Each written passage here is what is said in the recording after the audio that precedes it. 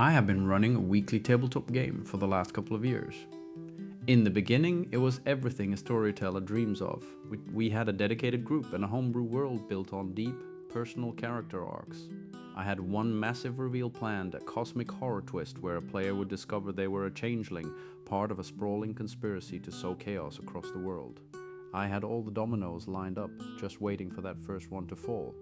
But life has a way of interrupting even the best laid plans. Just a week before the big reveal, that key player had to take an indefinite leave for personal reasons.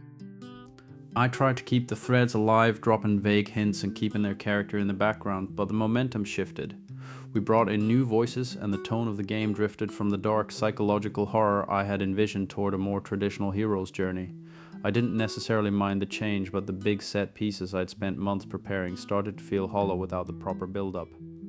The cycle continued for a long time. That player would return, we would reignite the plot with gusto, and then another personal tragedy would force them away from the table again.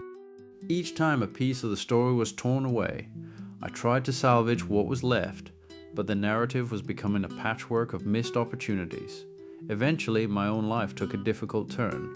A bereavement in my family cast a long shadow over my creative energy, and what used to be a weekly escape became a sporadic burden.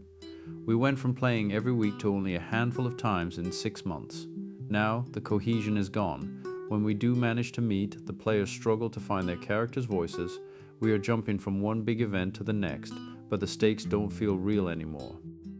Recently, when half the group chose a night at the cinema over our scheduled session, I realized the fire had gone out. It is no one's fault really, it is just the weight of too many spinning plates and a lack of creative energy. We are approaching what should be the final act of a grand epic, but the heart of the story is already gone. It is a quiet, frustrating end to something I had such great hopes for.